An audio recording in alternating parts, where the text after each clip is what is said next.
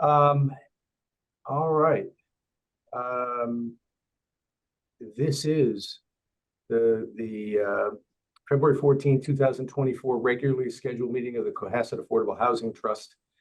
It is 8:48. We have a quorum, and so I will open the meeting by calling roll on that quorum. Let's start with Rob Henry Rob Henry, present. and Ted Carr, Ted Carr, present. Cindy Matheson, Cindy Matheson, present. and Steve Gomer, present. Cassandra, I'm embarrassed to say this, but I could have sworn that I had the agenda up, but I can't find it.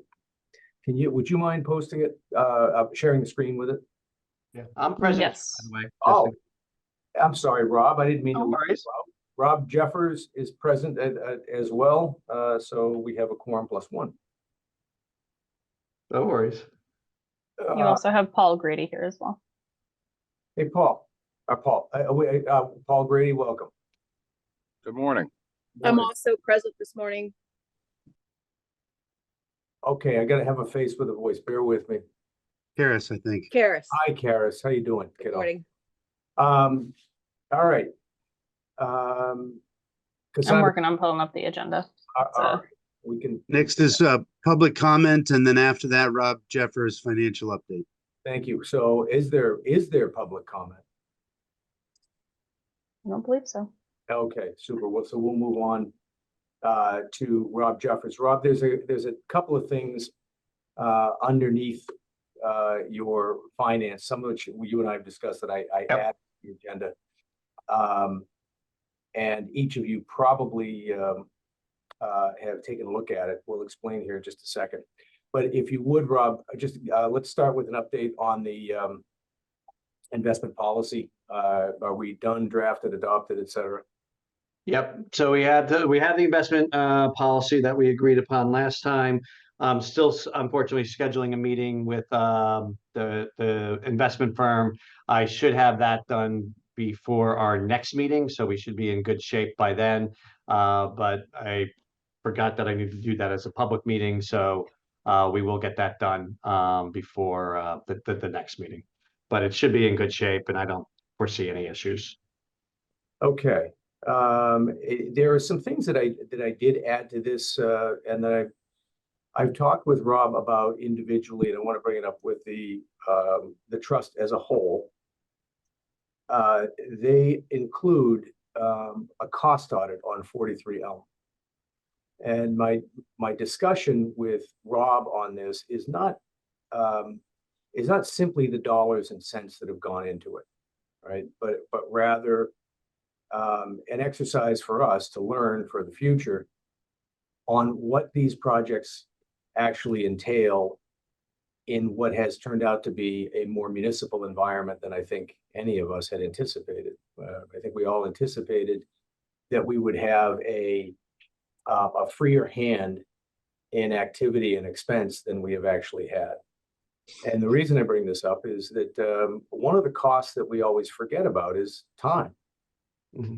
Right? And I don't think it's a stretch to point out something that each of you know, and that the time involved with 43 Elm has been probably a much greater burden on returning that unit to the marketplace than any of us had envisioned. So from my view, the cost audit is not just what we've laid out, but why we've laid it out over the time frame we have. And a good example of that is that for each and every month that we hold the unit, we have to pay HOA fees, we have to pay taxes, right? We have to pay utilities, and there is a relatively sizable insurance expense for a vacant unit under construction. Right now, that insurance expense is $2,200 for the next 6 months, just to give you an example. So my view on this is a learning experience, is to do the cost audit, but as well to use it as leverage to try and find the best way for future endeavors like this to allow us a freer hand in expending our own funds, so that we're not waiting for an invoice to be paid for 3 weeks, and over that 3-week period, no further work is done on a particular unit. There's an example, right? a freer hand such that we can actually go buy materials rather than finding out that we don't have a sufficient credit line with a preferred vendor. Good heavens, with our own credit card, we could have had cabinetry and appliances installed a month ago. Right, but that's not the case. So these are the things that I want to learn and be able to use as leverage, not only with, the particular units of the town that we may have to work with on an ongoing basis, or to help us find a path to, as I said, operate with a freer hand as an independent financial entity. Semi-independent, probably a better way of putting it. That's the view that I have. Rob, I approach Rob with it because frankly, it's more of you want to take a look at something like this with an unjaundiced eye, and I am not that person right now. Okay. And I've known Rob for quite some time. I also know his professional background as as a commander of compliance in a financial world. And I do believe he's better suited for this than I might be. Rob will likely need some assistance in that arena. Having said that, that is my vision. But before asking each of you to, jump on board the train, I'd much rather hear your thoughts. Yeah, maybe I'll just jump in and, based on our conversation, what I was thinking is what I would put together is this was kind of our initial expectations, then what actually really happened in the real world. And you kind of look at the delta and identify which deltas do we think we could, do something about. There's some of them that, hey, maybe we just had, I use this term with Steve, magical thinking, and it's like, it's no matter what we do, these things just take time. But there's other things like, to the points that you made, is there a way for us to have access to money quicker? And we kind of identify, the top three that are going to help us in the future. And then when a future one comes along, I think we can kind of look at this and say, all right, which of these things do we need to do?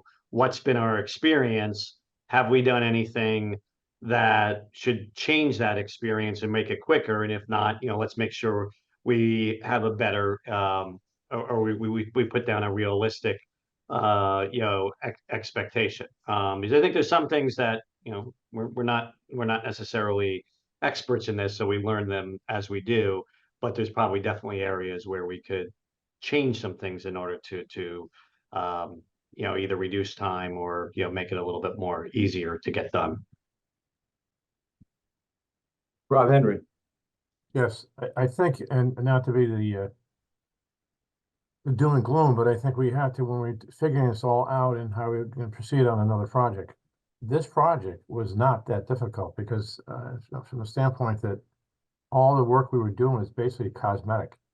And if we were doing a full-scale renovation, there would be a lot of other steps and things going on that we would have to stay attuned to and make sure it happened. We're talking here, the hold up on this is not getting all the work done cosmetic-wise, because that we did pretty quickly. But it was the fact, number one thing is the fact we can't go to the town and rely on a credit limit for in this case, Home Depot, to get things that we knew had a long lead time. And we just wasted, 3-4 months on just that part of it. So, I think Steve said before, we look at the different things. The priorities here are how it's funded. Mm-hmm. It's going to be more problematic if we had to do more to a unit than we had to do for this one. Yeah, Rob, that's the core of my personal inquiry into this. This wasn't a very difficult project. I think we've also learned that for the future, we would prefer to be able to hand off the actual coordination and execution of the project by using the expertise in the Affordable Housing Steering Committee. Let them be the developer. And also, may I? Yeah, it's not really digressing. Well, let me finish my thought. Okay. You're right. This project wasn't all that difficult, and we had 2 people tuned into it. I think the greatest difficulty we had in construction was being able to secure a contractor who would take on the project. But once that was done, it moved ahead with the contractor had no problem moving ahead with pace. The problems arose from, in the contracting phase of it, the problems arose from financial transactions being delayed. And that's only one piece of it. We closed on this property. We had our attorney do the closing, only to find out a few months later that they closed with a debit balance on property taxes, which the fund had to pay. Wasn't big, but that's a miss. Imagine if it was big, right? So these are examples, right? So Could I just add to this? Yeah. I don't know how many, or whether, Steve, you talked to Paul Kirsch or not, but I attended that meeting about 3 weeks ago. They had on at 4 o'clock in the afternoon. They were having their meeting, and I attended on behalf of of our group. And the thing that was very pleasing about that is that the steering committee is definitely on board to help us manage these kind of projects and get involved in it, which also, not that there was nothing there particularly that held it up, but it's what you wanted to have happen, to have them involved, in doing work or helping to manage projects as necessary. And they all had a very positive feeling on that. So I thought that was good news. The corporation, another committee, I'm not familiar enough, but my sensing is you don't necessarily get a lot of cooperation from other entities within the town. This was refreshing. I agree. A couple things before we proceed. Cassandra, if you want, I did find the agenda. So if you want to stop the screen share so we can see each other again, thanks. Are there other comments with respect to this one project, this proposed project? Yes, Ted. Yeah, I think one of the things I'm sort of hearing here is, maybe not exactly to this one, but as we go forward looking at other projects, I think we should have a written set of our own guidelines on how we qualify the project. This was not complicated, but for instance, like we should have some sort of due diligence thing that says, okay, we're going to do something. Let's make sure we ourselves check all those boxes. I think that's something I would look forward to. Rob and I spent a lot of time on this project, but I'm not tracking my time, nor do I think I need to track my time. But these are good things to know about how long these things take. Yeah, and again, there's the piece of it that you personally invested along with Rob as the subcommittee, overseeing the project, right? Which has been substantial. But then there's the idle time for the unit itself. Yeah. And that's the part that we should be able to control better than we have. In the future, and my view of this is, I think along the lines of what Rob has pointed out, I think it's along the lines of what you're describing.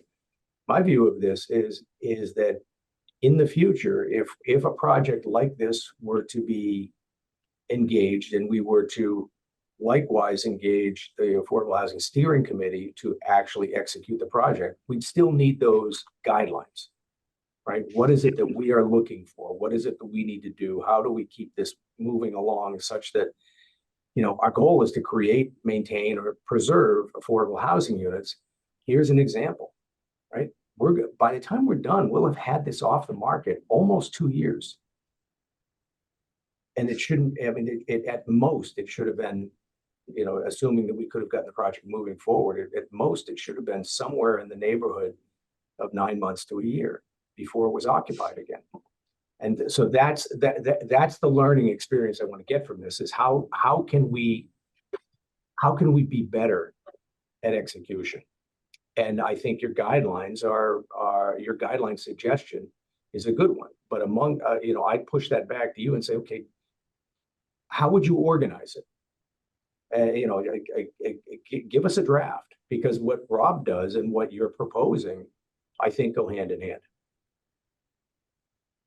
like, what questions would you ask for the future? Of the committee, what is it we're trying to achieve? What's our time frame, et cetera, that sort of thing. I'm looking for it as a suggestion to add on to this, if in fact it's something that the trust wants to promote. So I have some preliminary thoughts, and I'm also glad to draft something, but I think I share everybody. This was a good project for us. This was not complicated. We learned how to navigate a lot of issues. I'll give you one example. So we have a low budget, right? So we had some difficulty finding a competent partner to do the work. So we have a low budget. A lot of builders just aren't going to touch it unless they specialize in affordable housing. I'm learning more than I ever thought I would about the size and type of cabinet to get, and ovens and stuff like that. Builders have those relationships. They have vendors they can turn to. It's sort of, turnkey, but again, they mark that up. And so sticking to a $50,000 budget, like, I think that's a barrier. Project management, I think, is one, I think, one or two of us and one or two of the steering committee working together, where it's not a huge burden to everybody. I think works remarkably well. At the end of the day, we're gonna put a great new unit in the marketplace in our town, and we're gonna put a little money in the trust so that we can do more of this. So I think overall, if we can fine tune how we do this, I think we can do more of this if it is a qualified opportunity for us. All right, yes, Ted, I'd ask you, if you don't mind, draft, nothing, Yeah. just a draft, bullet point draft, for all of us to look at as to, what questions should we be answering in advance of starting out a project in the future. So, I mean, because I think many of those questions, many of those items you're thinking about would apply to a project, regardless of whether or not it's a facelift or a new construction. Steve, another thing too, that we did not have a problem here, because we were able to come up with a budget based on, we got a couple of people that know this, they didn't want to do the job, but we got it, so we kept it under $50,000. Otherwise, we would have been strapped with the whole procedure, getting 3 quotes and getting all this thing that would have delayed even further. So we didn't have to have that, and yet it got delayed. So I think any draft, and Ted, you want to take a shot? I certainly would, help you with it. You and I could kind of come up with it together. Well, I would love that.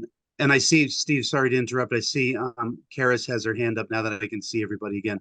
Yeah, sorry, Karis, I apologize. My view doesn't point that out. Go ahead. That's okay. What I was going to suggest was, along the same lines as your criteria for selection of projects, I'm happy to put together a flow chart of sort of the municipal process and the steps that you have to go through, so that you understand and you can factor that into your timing, and that so everybody has it, whether I'm around, whether any of you are around, you all have experienced this, but to lay that out for you in a sort of a flow chart way, I think would be helpful, so that everybody has that information and you have it for future as well.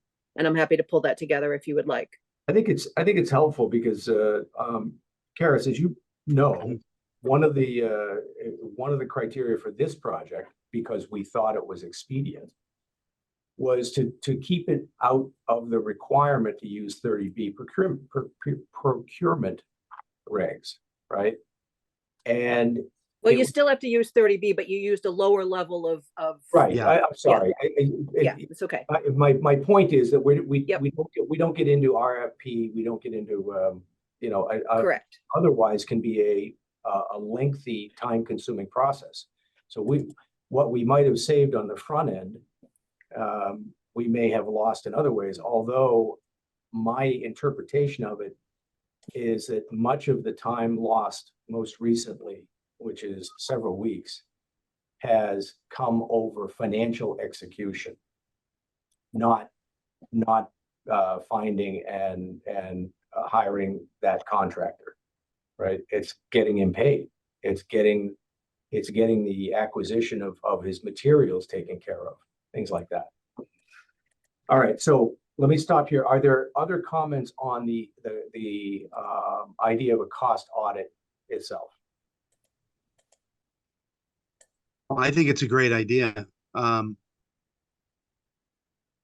think there's a lot of so I go Friday afternoon to, among other things, just make sure everything's okay over there. And I look for mail, right? So yeah, I think we've figured, well, I would say like two things. One, I think an audit is a great idea. I think we have learned a lot, and very much thanks to Cassandra, we've gotten so much better at the financial execution, minus this other, we're dealing with Home Depot now, which I think frankly will be a little less money for us and also a pretty good deal. So yeah, I think the audit's a great idea. Okay. I like the flow chart too. That's a good idea. Yeah. Right. And Paul Grady, any comments? You've been kind enough to join in, but I figured I'd ask. Well, thanks for doing that. I'm really absorbing it on the Elm Street because I wasn't here when you guys started it, so I'm just trying to absorb everything. And I do like a flow chart, so thank you. Okay, so and in order of items discussed, I've asked Rob to take this on, and frankly, Rob, I don't mean to leave you hanging out there all alone. I can volunteer to assist. Yeah, I mean, I think that what I'll do is, probably makes sense for me to meet with individually with Ted and Rob to kind of go through the what was. And I think you guys are all bringing up good points, but I'm going to try to bring it as, here's what we thought, here's what happened, and see what comes out of it. I know we're jumping to a lot of the conclusions, but yeah, I think there's great trade-offs that Karis mentioned, and so I'll start, and I'll send it out and for others to look at.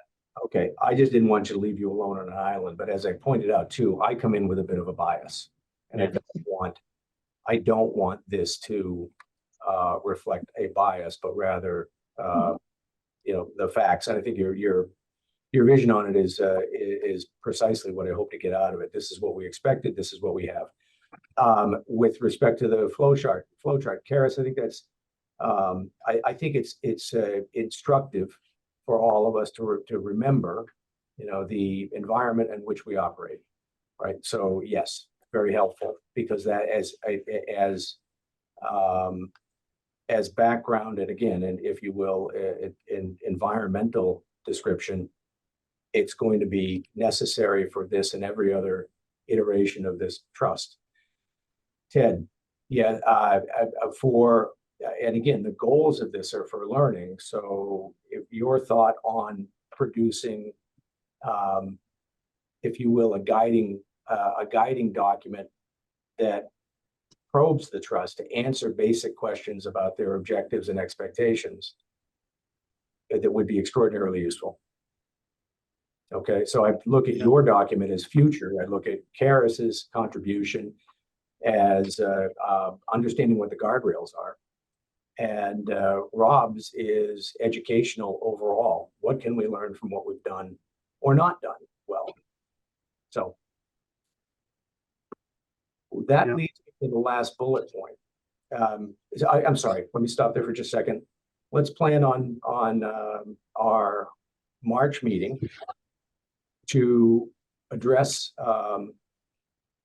address the initial outlines of this. So Karis, if you can draft the flow chart, Ted, your bullet points, and Rob, begin to give, I'm not asking you for completion, but begin to get an idea as to what you're thinking, presenting. Yep. All right. The final piece is, it says, explore ways to gain expense expedience, which is an artfully expressed feeling that we sit on a pile of cash and we sure have a hard time getting it distributed. And so, Karis, this is aimed at you, you're not on the hot seat, but I'm hopeful that you can help us understand how we might be able to act more quickly with funds.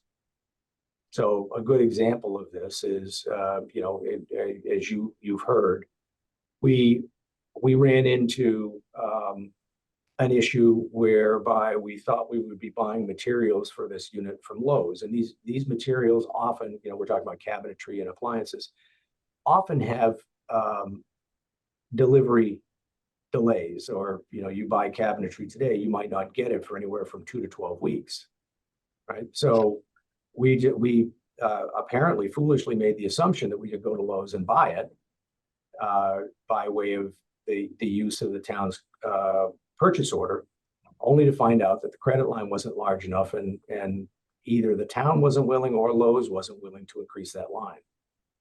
And from my perspective, for the cost of the execution with a credit card, I could have tackled it in a half an hour, but we don't have that.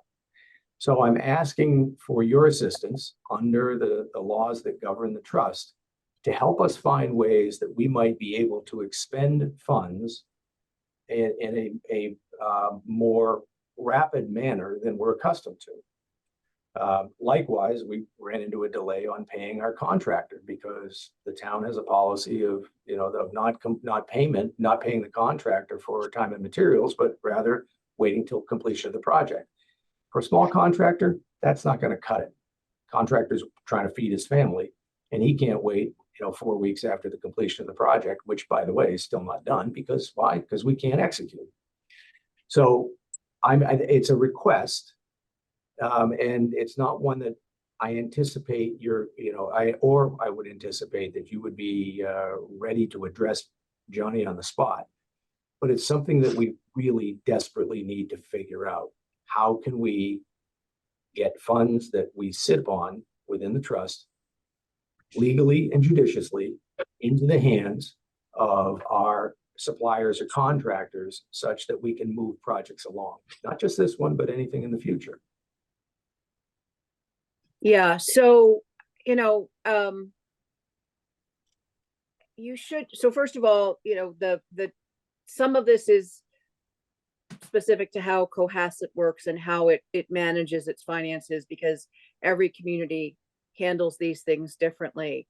But, you should have some sort of account where you can access for spending.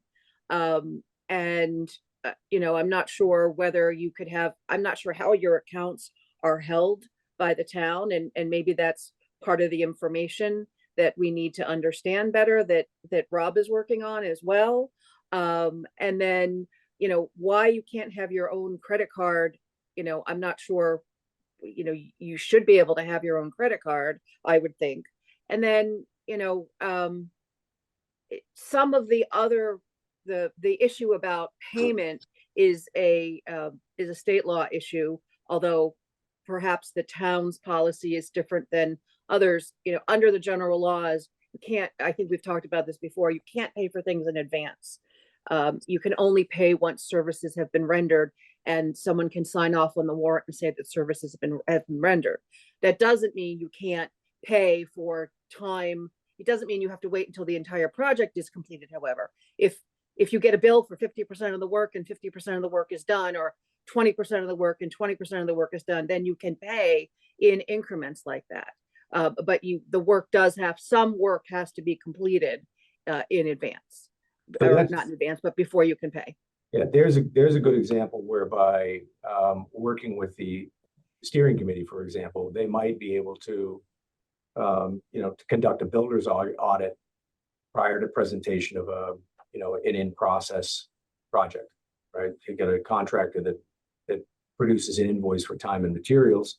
If we've got 4 sets of eyes as opposed to 2 sets of eyes to apply to it, then we can, we could be able to provide substantiation that is a valid invoice, right? Speed things up. But so as I said, again, what I'm asking you for is recognition of keeping us in compliance with state law, but also recognizing how Cohasset currently operates, and versus how we'd like to operate as a trust.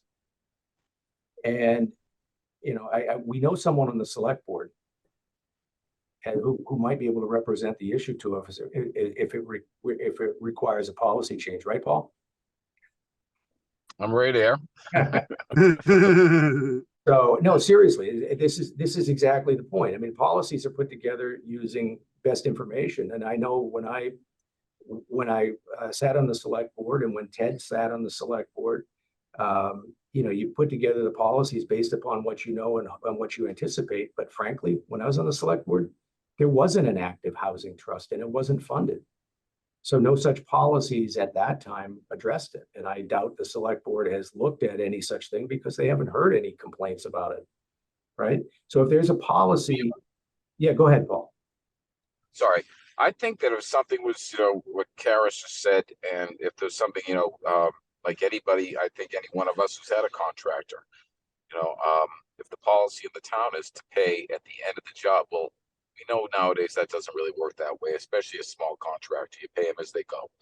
So I think if something was presented to the select board, and I'm speaking for myself, I think it would be met very favorably. Okay. Yeah. All right, good. Steve, could I just speak to that for a moment? Go ahead, Cassandra. And then Rob. So just to bounce off of what Karis and Paul were just saying, with this particular contractor, it was the case where he would submit invoices and they would be paid the next week. So he has been paid to date rather quickly, other than the singular invoice that he submitted the day before Thanksgiving. Obviously, because of the holiday, that one was a little bit delayed.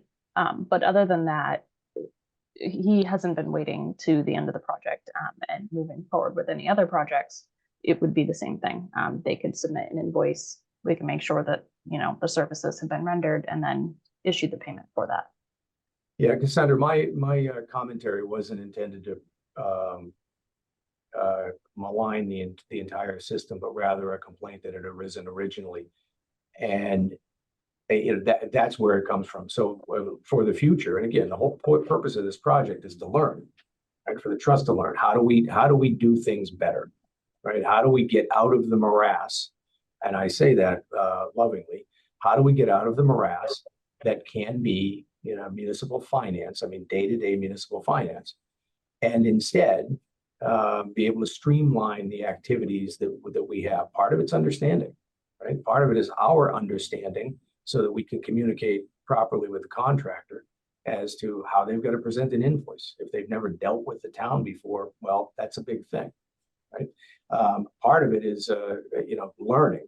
Karis points out that there are steps that you need to go through, right? Rob Henry is, you know, is famous within this group for saying, you know, effectively, and I say this in quotes, get it moving, right? And, you know, municipalities are famous, and I don't say this in quotes because I've experienced it. Hey, wait a minute, let's take another look at this.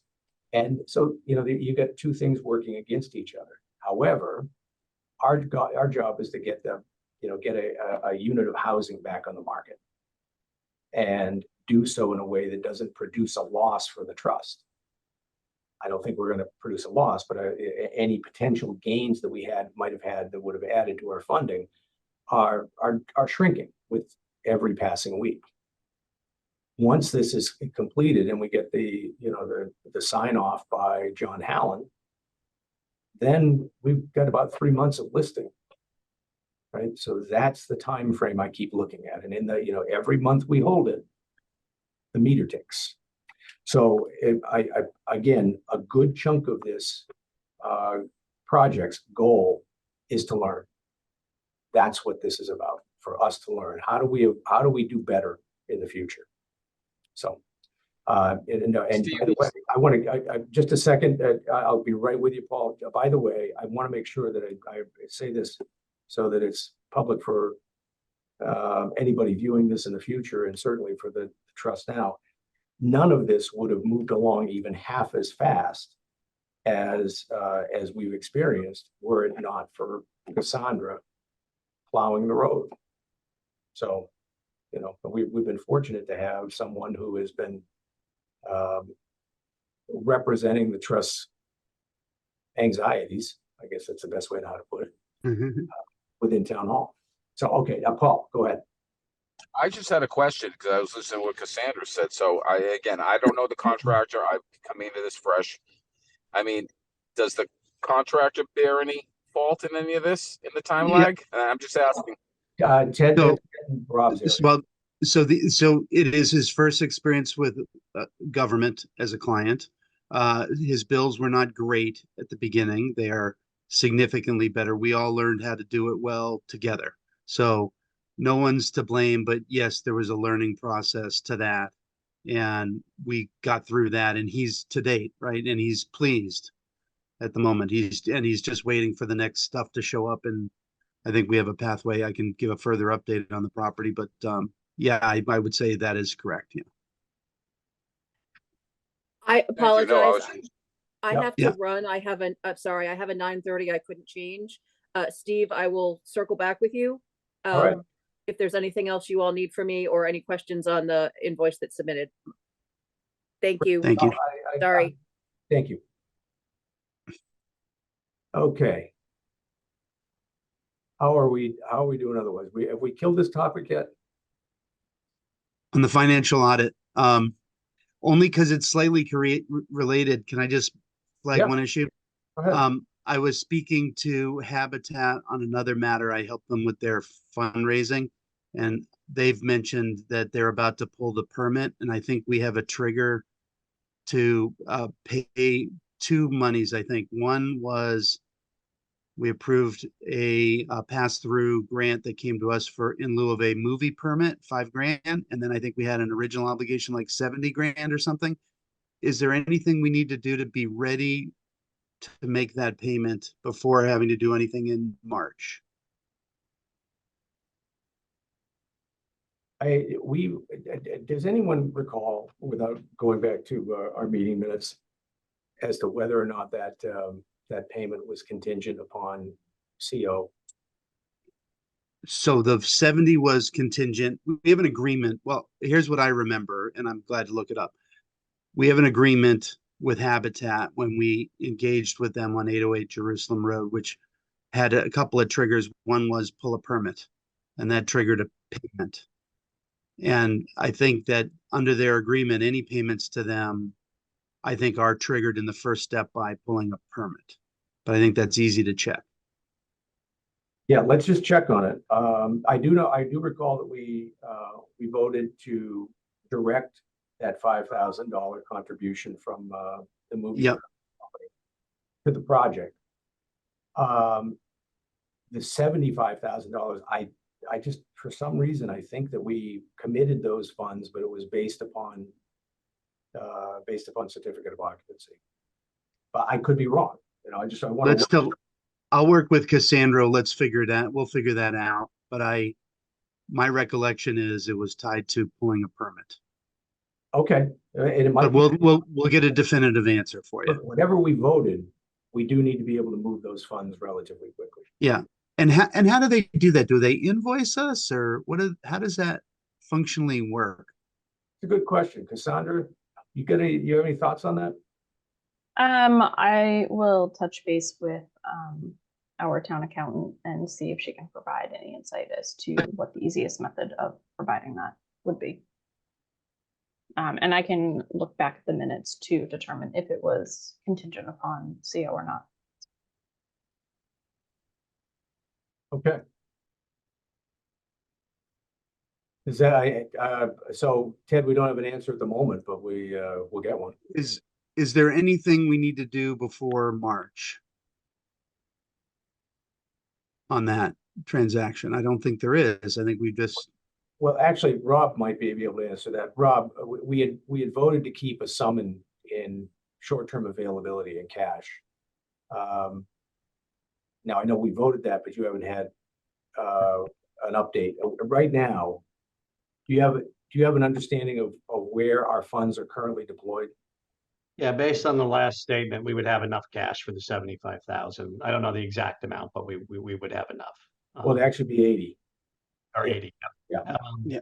But I can double check that. I guess what I don't know, and I don't know if anybody here knows, is who has authority on that account, to actually withdraw money from the account. You know, that's a really good question. I don't think I'll I, have a shot. I'll have a shot at it in the same category of we've been paying the contractor to do work. I think it seems to us that we submit a bill or someone submits a bill for an obligation and it gets paid through the governance of the town, there's gotta be somebody in town hall. town government. Yeah. Typically, that's the finance director. I think Chris Senior is acting as that right now, you guys. You know, He is. Okay. by law, Chris is the chief financial officer, but if in a fully staffed department, that would be the finance director under the auspices of the town manager. I Yeah, can, she moved back to the Cape. What's that? She moved back to the Cape, so I think he's taken it until we get one. I think that he's assumed the role. I was just putting that out there. Okay, thank you, Paul. I think That is correct, yes. Chris So- is the finance director presently. We do have a separate town accountant. But Chris is the finance director. I'll reach out to Chris. Okay.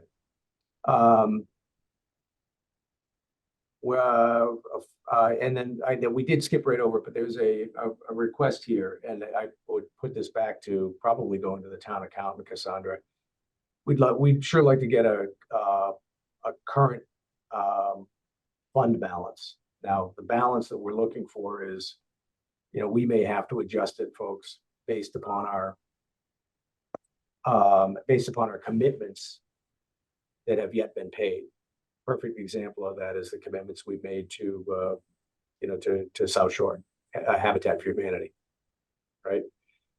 So we would be looking at the balance as it rests today, plus anticipated invoices coming from the contractor at 43 Elm, anticipated expenses for materials there to complete the project, anticipated expenses for commitments we've made, but also for the 43 Elm before it makes it back onto the marketplace, to give us an idea of what we actually have in the fund. This becomes important because we needed to spend some time with CPC. You may recall they had committed to us $250,000 at annual town meeting a year ago, but it committed to expend at that point, I think it was $120,000, withholding the remainder at our request for additional funding. We'd like to figure out exactly where we stand and then hear from the steering committee as to what's upcoming. But I would like to go back to CPC with a request for the remainder of that $250,000 in funding. Before that happens, we should probably have a pretty good idea where we stand. Okay? Yep. Cassandra, if you could work with a town accountant, that's what we're looking for, is the current fund balance and aggregate, if she can break it down by what we're holding short-term, what's long-term invested, et cetera. And then it'll be up to us collectively to make sure that we are clear on what we've committed, what we know is outstanding, what we anticipate is coming for expenses against that balance. But we're balancing the checkbook. That's what we're doing. Okay, Yes, I can do that. thank you very much. Okay, Affordable Housing Steering Committee, do we have Paul with us? Paul is not here. He did confirm, but he's not here. All right. I can tell you from my conversations with Paul that his committee is eager to take on work, and they're looking actively at potential development projects. But at this point in time, frankly, it has nothing executable on it. So I'm hopeful that the steering committee would hone in on one such that we can support them in possibly moving something forward for examination. Last item here before we get on to the administrative stuff is updates on 43 Elm. Okay, Rob, you mind if I have a cut at it here? I've been spending a lot of time there. Rob may be frozen. Are you there? Oh, Yeah. okay. Yeah, Rob's, Okay. I saw him blink. Rob Henry. Oh, Yes. Okay. okay. Ed, sorry. So, let me just sort of have a cut at it. So, from a budget perspective, I think we're very much on track to be on budget. Um, I don't want to jinx anything, but maybe even a little lower. For one reason is the Home Depot cabinets may be a little more reasonable than the Lowe's quote had been. Um, the work at 43 Elm is um, basically basically done pending three things which are on track through Home Depot. One is the ordering of cabinets, and then I'll tell you about that in a second. Two is carpeting, and three is the replacement of the baseboard heating covers. We need 130 feet of that. They have that in the order at Home Depot, so that those are things that we can get once we get to a final thing. The kitchen cabinets are in the final stages. So jumping back, at some point when the kitchen was originally measured, which went to Lowe's, there was within that room a soffit. It was those were the numbers that were given to Lowe's. And then at some point we were trying to figure out what was in the soffit. And I was over there one day, so we knocked a hole in it and we realized it was empty.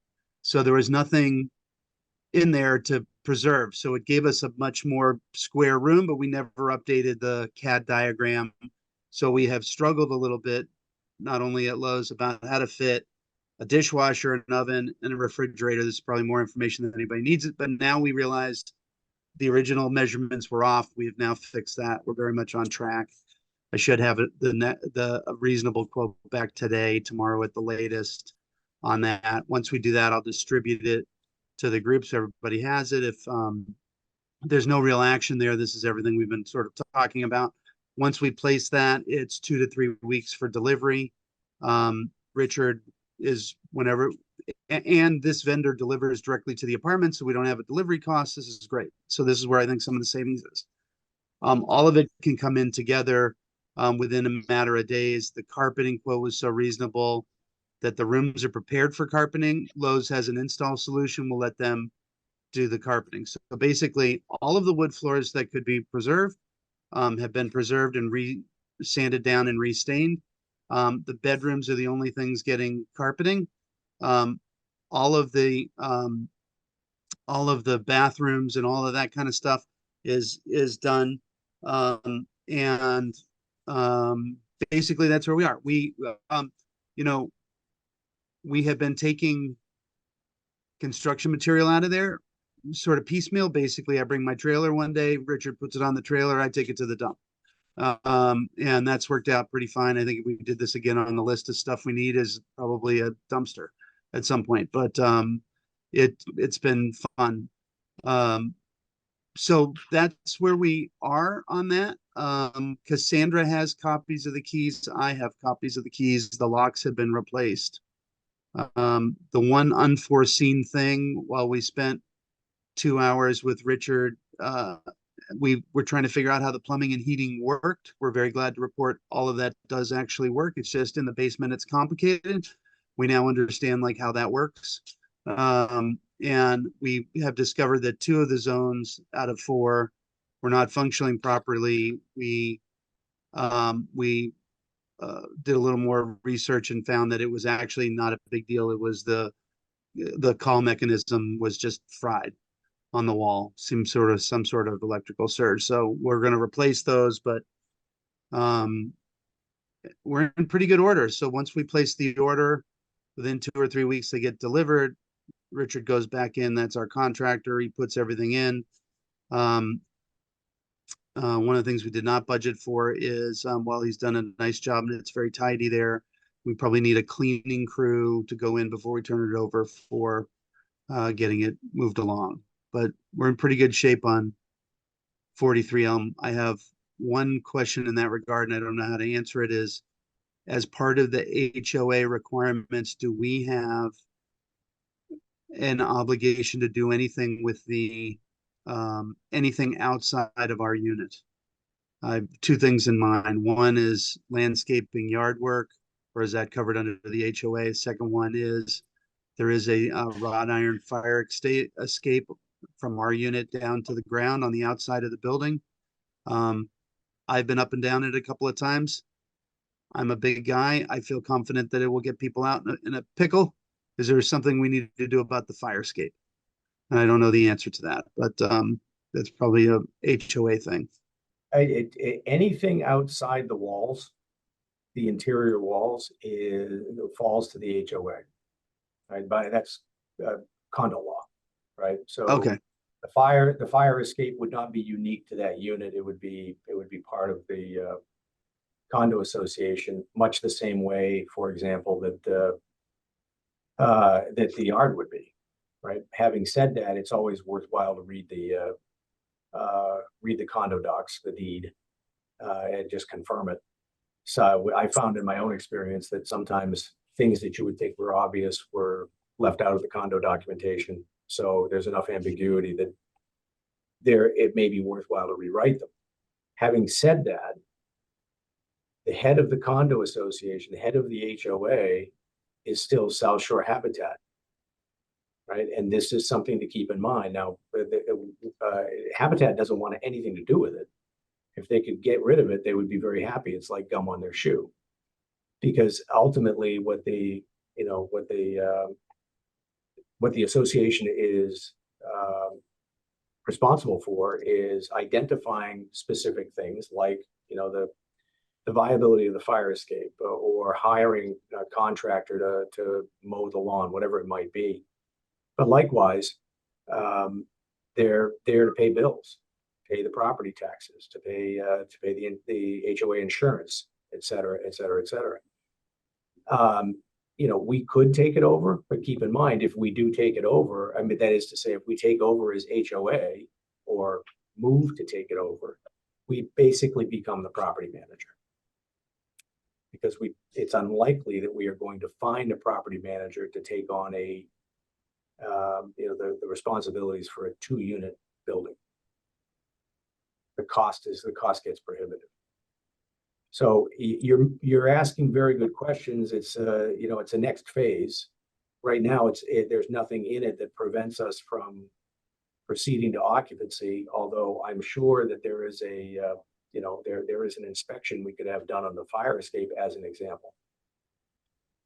There's a third wrinkle in this, and I see your hand up, Cindy, and that is that the town of Cohasset still owns a small portion of the basement, which is head scratching. And I think there is a move to be made by the trust. And Paul, listen up on this one.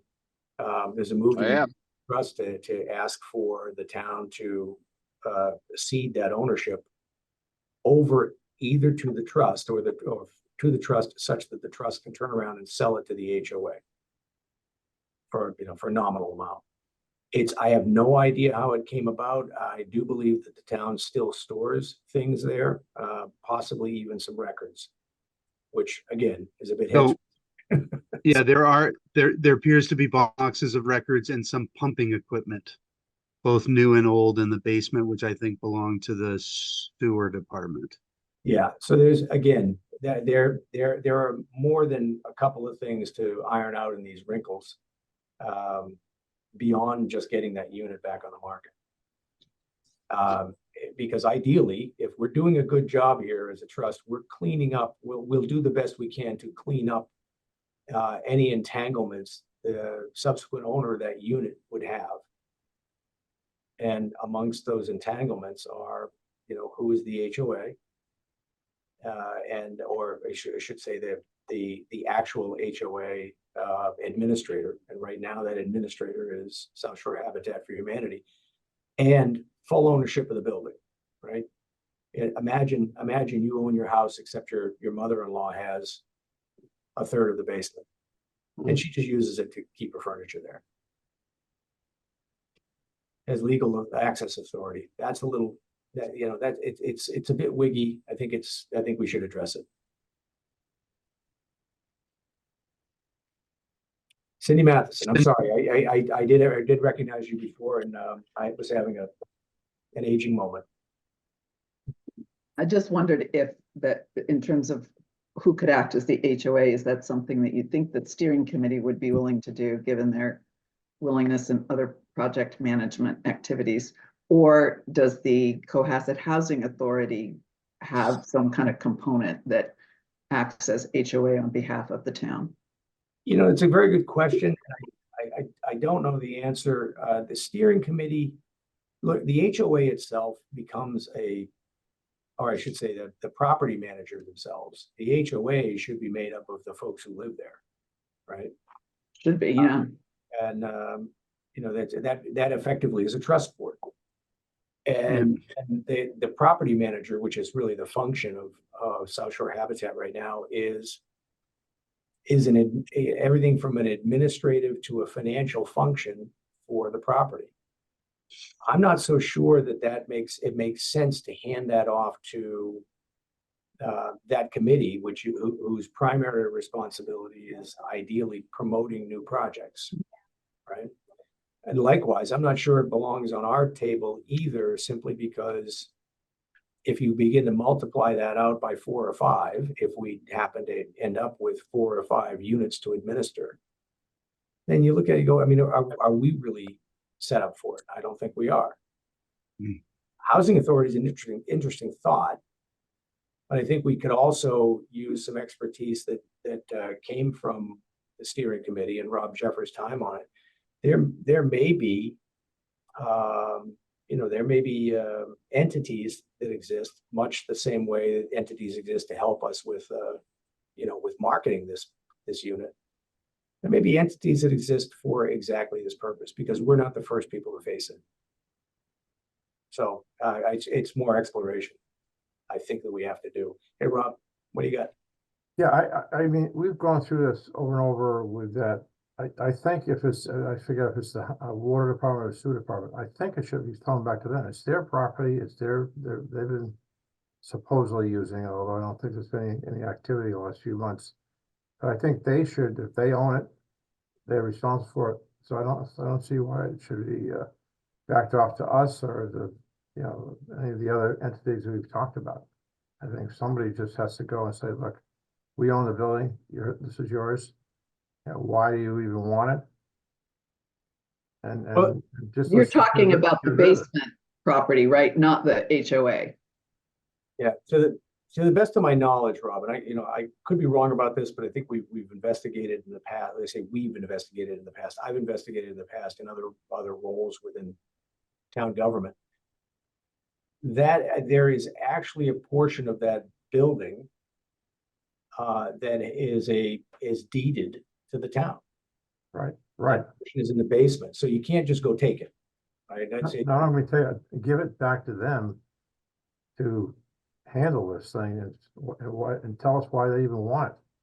Well, doesn't- ultimately that's what I'm proposing we do is figure out, first of all, who actually owns the deed, because even if it's the sewer department, I assure you, the sewer department doesn't own it, the town owns it and assigns the sewer department the use.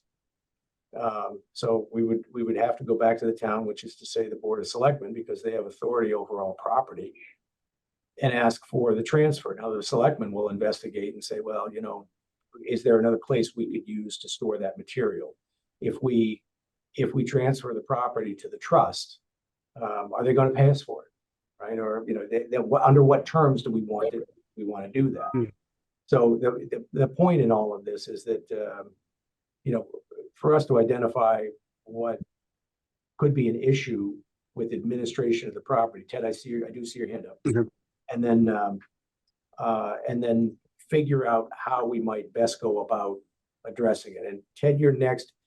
Paul, did you have your hand up? No, I'm just Okay. All right. Go ahead, Ted. Oh, so this is all actually very good. Like, for instance, whoever owns the basement, like we had a little tax bill. Are they paying the HOA? They should be paying a portion of the HOA. Are they behind or whatever? So like, here's a thought you might discuss with Karis. While we're waiting for the cabinets and we're approaching the finish line, we should probably have a due diligence thing. Maybe Karis can lead us through that or whatever, but to make sure we've got everything else in order, like this stuff. What is the solution? What do we need in place when we sell it? Like, I don't know the answer to any of this stuff. Okay, yeah, I will. Again, I'm just giving you what I understand to be the case from the time of transfer of this this unit on 43 Elm to the trust, is that the town owns a small portion of the basement. They do contribute to they do pay the HOA fee, or they had at the time up to that point. It wasn't much. I want to say it was under $40 a month, their contribution, because it's a proportional allocation of that, you know, Mhm. square footage. But it's worth, you know, asking the question. Let's I guess maybe let's just make sure these are some details when we go to, move the unit along that we need to get in order, and now's probably the time to do it. Yeah, Right. Absolutely. Yeah. That'd be the end all, if all of a sudden we had to deal with that before we put it on the market, or even somebody wanted to look at it. I mean, it's definitely not a functional area at all. It's just some kind of storage. And Yeah. how long it's been there, not been used. It's at one end of the basement because all the, the oil tanks and all the utilities are down there for the 2 units. So, they own that part of it. Okay. Are we good on the updates for 43 Elm? Yep. Questions? Yep. Okay. Last bit is administrative. Next meeting date is scheduled for March the 13th. I can assure you I will not be here. I've got traveling to do for client work almost the entire week. We can go ahead with the 13th if